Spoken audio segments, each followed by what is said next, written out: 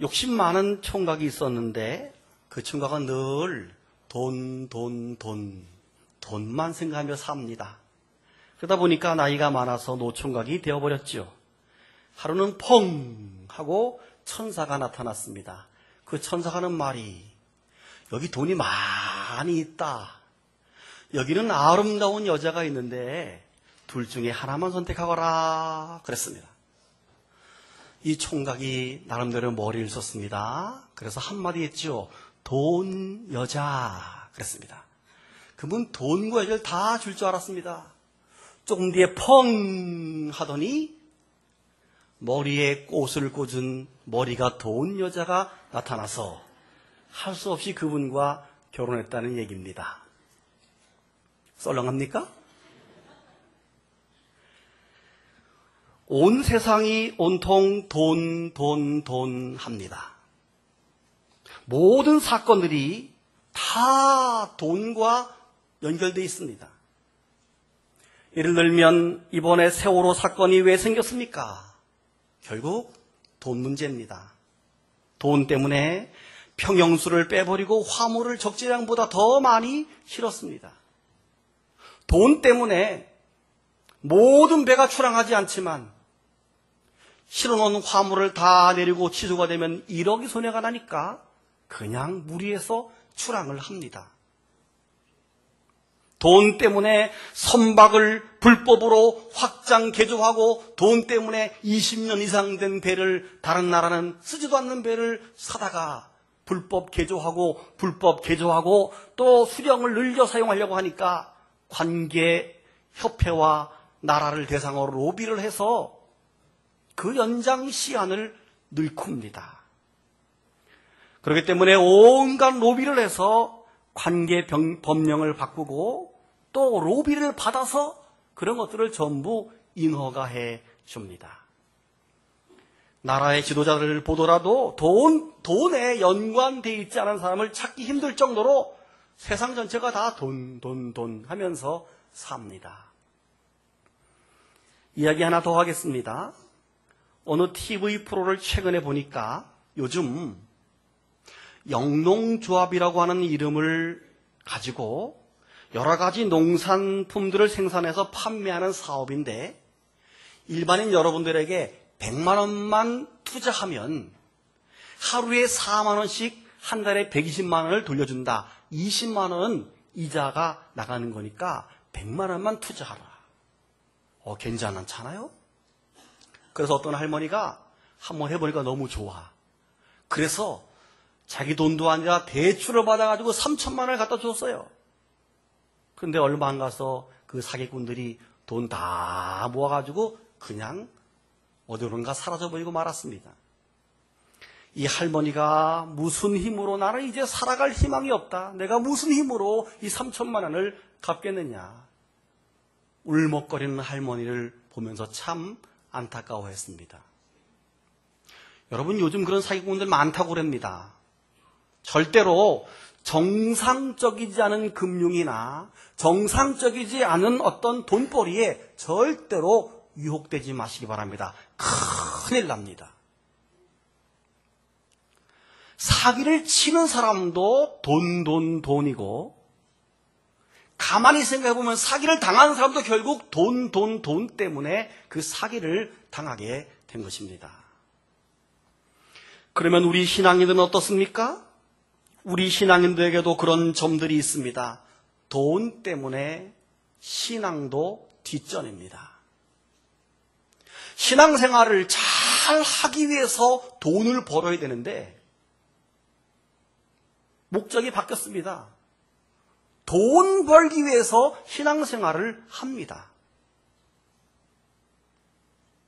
돈을 벌기 위해서 신앙생활도 게을리하고 적당히 합니다. 그리고 우리의 생각 속에 믿음이 좋은 사람, 신앙이 좋은 사람을 존경하기보다는 돈 많은 사람을 좋아하고 돈 많은 사람을 더 부러워하지 않습니까?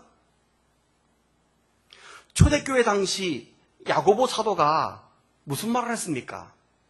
성경 야고보서 2장 2절 이하를 보게 되면 만일 너희 회당에 금가락지를 끼고 아름다운 옷을 입은 사람이 들어오고 또 남루한 옷을 입은 가난한 사람이 들어올 때 너희가 아름다운 옷을 입은 자를 눈여겨보며 말하되 여기 좋은 자리에 앉으소서.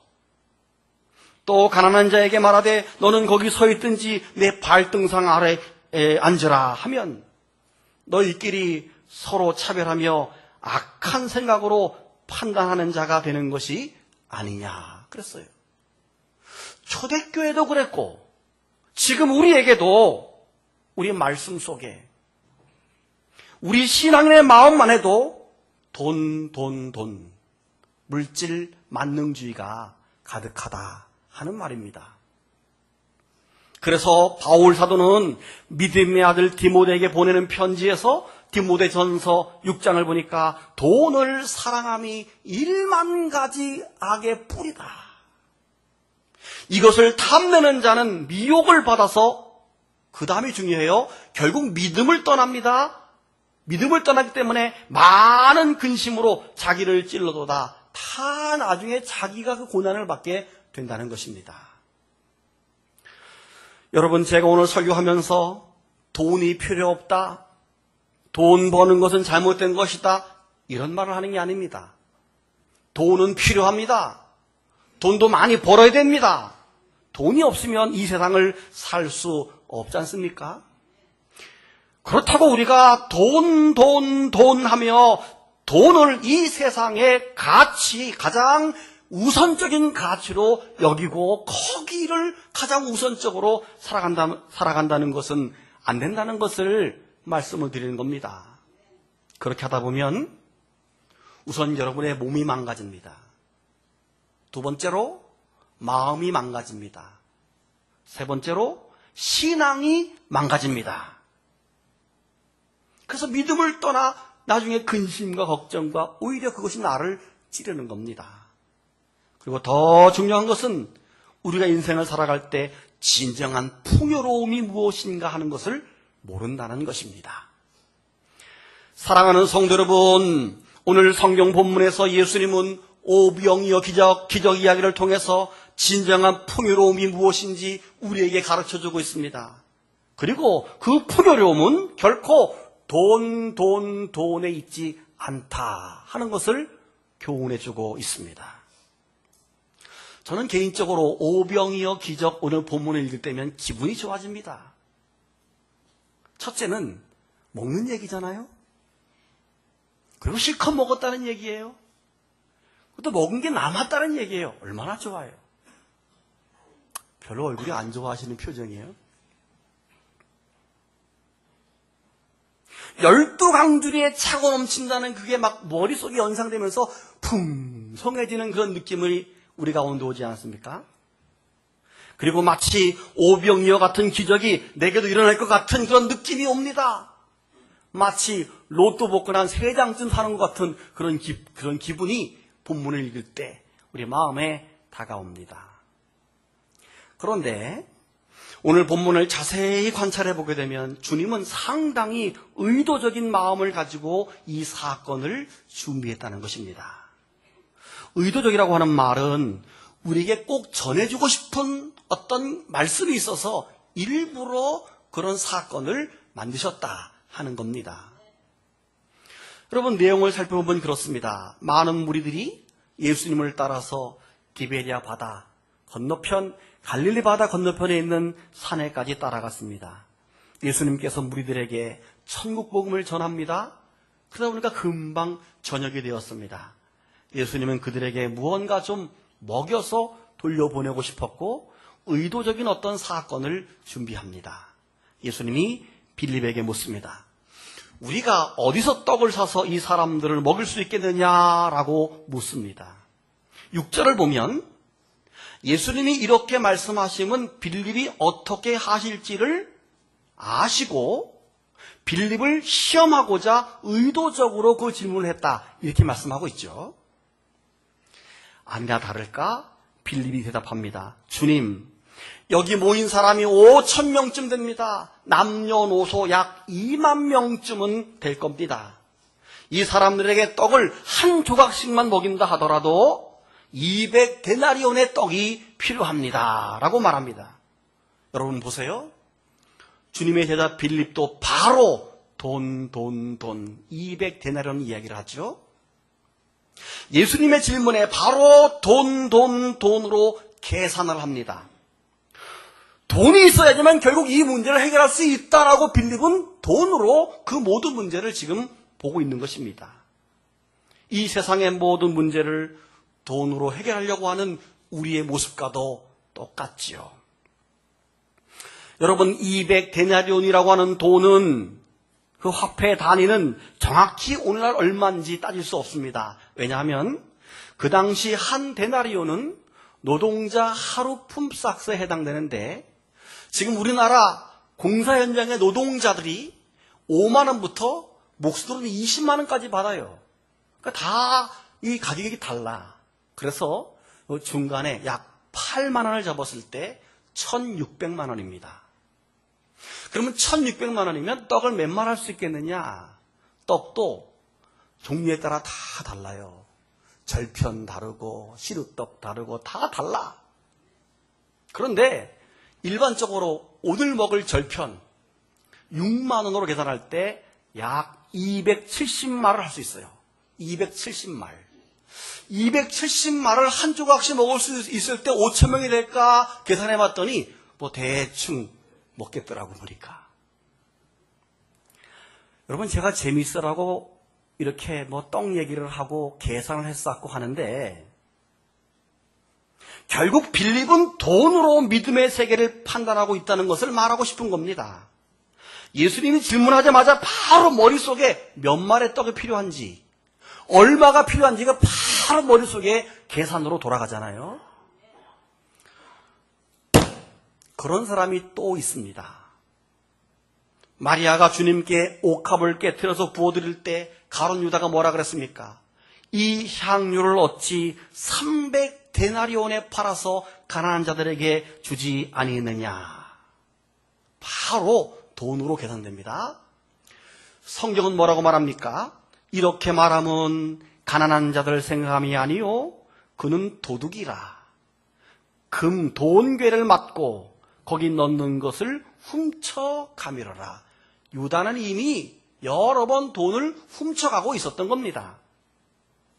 성경은 이미 그 마음을 평가하고 있습니다. 역시 가룟 유다도 바로 돈. 믿음의 행위를 돈으로, 낭비로 표현하고 있는 것입니다. 다시 본문으로 돌아갑니다. 그때 시몬 베드로의 형제 안드레가 주님께 조심스럽게 말하죠. 주님, 여기 한 아이가 보리떡 5개와 물고기 2마리, 5병이어를 가지고 있습니다. 그러나 이 많은 사람에게 이것이 얼마나 되겠습니까? 한마디로 5병이어가 있기는 한데 누구 코에 묻히지요? 이 말입니다. 그런데 안드레는 빌립보다 훨씬 믿음이 있는 사람입니다. 주님의 능력이라면 5병이어를 가지고 어떤 기적을 만들 수 있지 않을까 하는 기대와 어떤 그런 그 믿음을 가지고, 바람을 가지고 지금 예수님께 그 이야기를 하고 있는 겁니다. 벌써 빌립과 안드레가 문제 해결의 방법이 다른 거지요. 빌립은 바로 돈. 안드레는 뭔가 이걸 통해서 주님께서 역사하시기를 바라면서 주님께 의지하고 주님께 의탁하는 그런 모습을 우리가 봅니다. 여러분, 우리가 세상을 살면서 많은 문제를 만나고 삽니다. 많은 어려움들을 만나고 삽니다. 그럴 때마다 여러분들은 어떻게 그 문제를 해결하시나요? 빌립처럼 바로 세상적인 방법으로, 일반적인 방법으로 그 문제를 해결하려고 돈 아니면 안 돼! 모든 걸 다 포기해야 돼. 여러분, 그러나 우리는 그 문제에 담겨진 하나님의 뜻은 무엇일까? 주님은 그 문제를 어떻게 해결하기를 바라실까? 주님께 기도하고 주님께 그 문제를 맡길 수 있는 안드레 같은 믿음을 갖기를 바랍니다. 여러분, 우리의 삶이 고단하고 어려울 때 주님께 나오고 싶지 않습니까? 주님께 나오고 싶어야 돼요. 내 삶이 고단하고 힘들고 어려울수록 그래, 내가 교회 가서 기도해야지. 너 예수께 조용히 나가 내 모든 짐 내려놓고 주 십자가 사랑을 믿어 죄 사함을 너 받으라.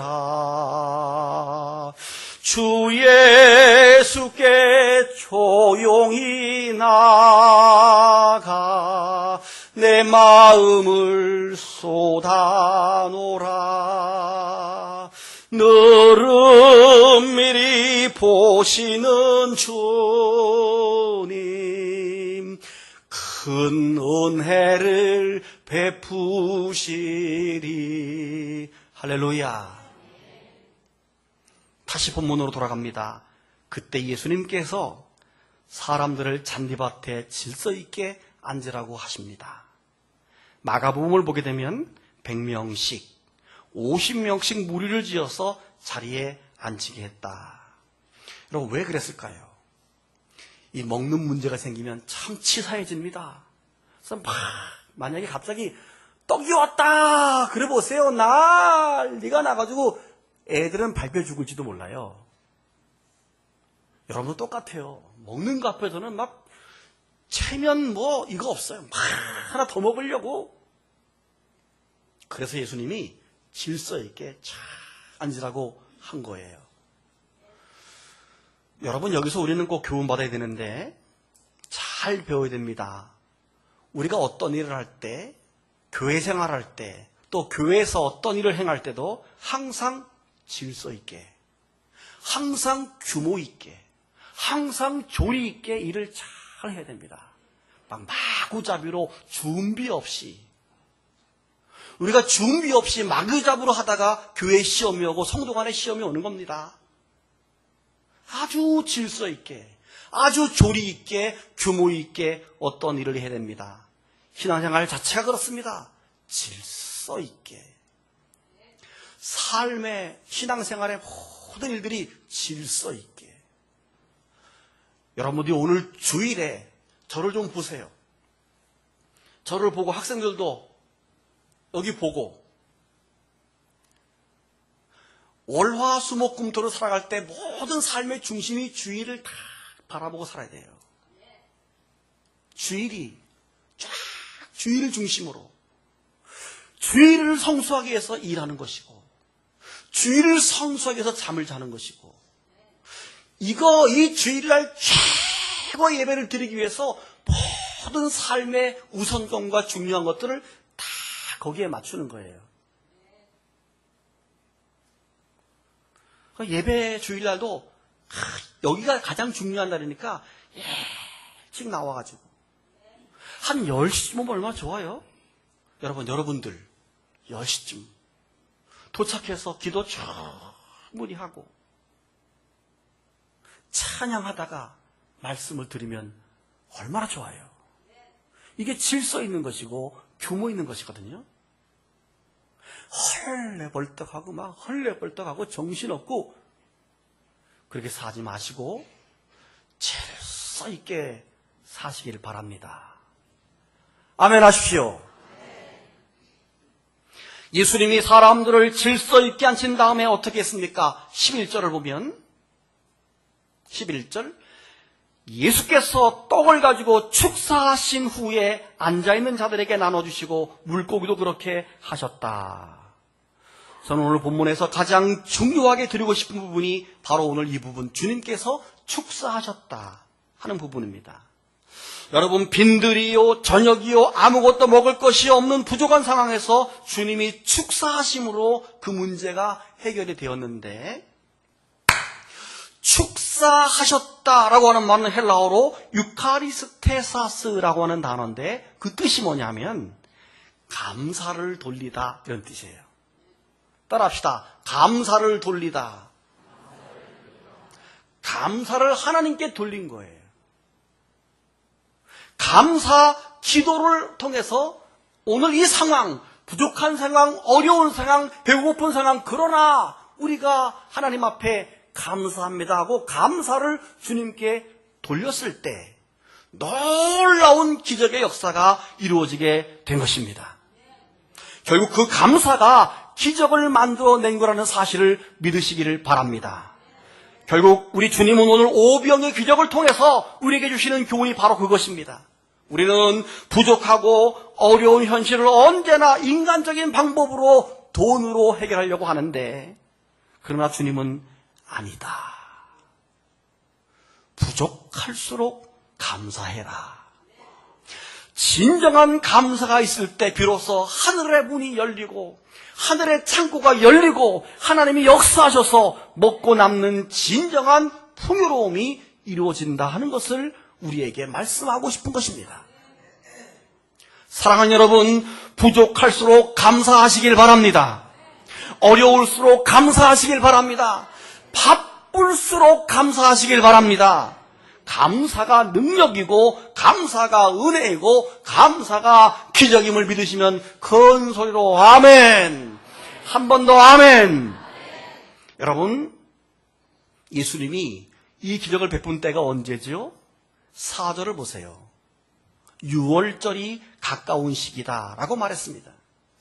이 기적이 주는 교훈은 예수님이 진정한 6월절의 완성이요, 예수님만이 진정한 생명의 떡이라고 하는 사실을 말씀해주고 있는 겁니다. 6월절에 그들이 하는 게 뭐죠? 무교병 떡을 만들어 먹는 게 절기의 특징이잖아요. 그 절기의 떡을 통해서 진정한 부족의 문제, 진정한 떡의 문제가 바로 내게 있다 하는 것을 말씀하고 있는 겁니다. 그래서 오늘 본문 6장 뒷부분 35절에 뭐라 그랬습니까? 나는 생명의 떡이니 내게 오는 자는 결코 줄이지 아니할 터이요 나를 믿는 자는 영원히 목마르지 아니하리라 라고 말씀했습니다. 스스로 당신께서 생명의 떡이라고 말씀을 하고 있는 것입니다. 사랑하는 여러분, 우리가 살아가는 모든 일들이 떡의 문제입니다. 먹는 문제입니다. 그래서 이 세상은 어떤 사람은 먹기 위해 산다, 살기 위해 먹는다, 여러 말이 있지만 우리는 존재를 위해서 살기 위해 먹는 존재의 사람들이죠. 그러나 먹는 문제, 존재하는 문제가 바로 주님께 나올 때, 그리고 감사할 때 해결된다는 사실을 믿으시기를 바랍니다. 여러분, 다음 주일은 맥추감사 주일입니다. 맥추감사절은 구약의 이스라엘 백성들이 한 해 농사를 지을 때 제일 먼저 보리를 추수하기 때문에 보리 맥자를 써서 맥추감사, 한 해의 첫 번째 소득을 거둬들일 때 감사한 마음으로 절기를 지켰습니다. 이 맥추감사절의 지금 현대적 의미는 지나간 반년 동안 하나님께서 내 사랑하는 가족을 지켜주시고 내 생업을 지켜주시고 나의 자녀와 우리 가족들의 건강함을 지켜주신 것을 감사해서 드리는 지나간 반년에 대한 감사라고도 합니다. 우리가 살아가는 현실은 그렇게 녹록하지 않고 만만치 않습니다. 힘겹습니다. 돈을 벌어야 살 수 있기 때문에 어렵고 힘들다고 피곤하다고들 합니다. 여러분, 그럼 우리가 어떻게 되겠습니까? 이 바쁘고 고단하고 힘겨운 삶의 무게를 어떻게 이겨낼 수 있을까요? 오늘 본문에서 주님은 감사 기도를 통해서 그 부족의 문제를 풍요함으로 예수님께 나와 기도함으로 그 문제를 해결할 것을 우리에게 교훈하고 있습니다. 저는 오늘 여러분에게 조금 설교 제목을 돈 조금 이상하기도 하지만은 일부러 이걸 잊지 말라고 돈 잊지 말라고 제목을 정해보았는데, 이 돈을 이제는 바꾸어서 우리가 감사로 바꾸기를 제안합니다. 할렐루야. 한번 따라합시다. 감사. 돈이라고 하는 놈은 돈 할수록 우리를 더 힘들게 합니다. 더 궁핍하게 합니다. 그러나 감사하면 우리를 쉽게 하고 편안하게 하고 우리를 행복하게 하는 것입니다. 우리가 너무도 잘 아는 하박국의 감사를 아시지요? 이 하박국은 선지자입니다. 어느 날 하나님으로부터 깜짝 놀랄 이 사인을 받습니다. 하나님이 옆에 나라 바벨론을 들어서 자기 남유다를 친다는 거예요. 근데 선지자 하박국이 생각할 때 이 옆에 바벨론이 얼마나 못됐고 사나운 놈인데 어떻게 하나님이 그런 나라를 써서 우리를 이렇게 다스릴 수 있느냐 이해가 되지 않았습니다. 하나님이 원망스러웠습니다. 하나님 원망스럽습니다. 나 이해 안 됩니다. 나 이거 못 해먹겠습니다. 하나님께서 하박국의 믿음의 시야를 넓혀줬습니다. 이놈아, 모든 것이 나의 통제 속에 있느니라. 하나님은 유다 백성들을 결국 하나님께로 돌아오게 하기 위해서 선한 목적과 비전을 위해서 이방 나라 바벨론을 잠시 쓸 뿐이고 사용할 뿐이다. 하나님은 때로 악인도 사용하시기도 하고 때로 악한 나라도 사용하는 그런 분이다. 하박국은 이 온 세상이 하나님의 통제 안에 있다는 사실, 온 세상이 모든 것이 하나님의 뜻 안에서 이루어진다는 사실을 알게 된 것입니다. 요즘 하나님의 뜻 생각나죠? 하나님의 뜻 잘못 얘기했다가 총리에 떨어진 사람 있잖아요. 이게 하박국의 얘기예요, 사실은. 하박국서가 우리에게 주는 말이 모든 이 온 세계의 통제는 하나님께 있다. 이방 나라를 쓰는 것도 하나님의 뜻이고 계획이다라고 하박국이 얘기하고 있는 겁니다. 그 사실을 알고 난 이후에 하박국이 감사 기도를 하지요. 그 기도를 우리가 하박국의 기도라고 말하는데 성경 하박국서 3장입니다. 내가 들었으므로 내 창자가 흔들렸고 그 목소리로 말미암아 내 입술이 떨렸도다. 이제 자기 민족이 그렇게 어려움 당할 것을 먼저 들었을 때를 말하는 겁니다. 무리가 우리를 치러 올라오는 환난 날을 내가 기다림으로 썩이는 것이 내 뼈에 들어왔으며 내 몸은 내 처수에서 떨리는도다. 비록 무화과 나무가 무성하지 못하고 포도나무에 열매가 없으며 감람나무에 소출이 없으며 밭에 먹을 것이 없으며 우리의 양이 없으며 외양간에 송아지가 없을지라도 나는 여호와로 말미암아 즐거워하며 나의 구원의 하나님으로 말미암아 기뻐하리로다. 아멘.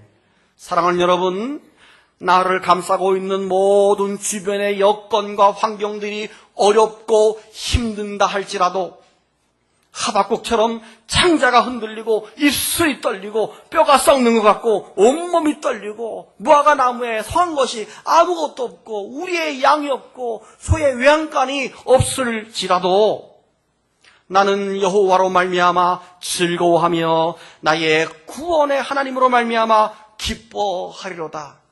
하박국처럼 어렵고 힘든 상황이라 할지라도 감사할 수 있기를 바랍니다. 감사로 문제를 해결하시기를 바랍니다. 감사로 부족함을 풍요로움으로 바꿀 수 있기를 바랍니다. 감사로 하나님께 영광 돌릴 수 있기를 바랍니다.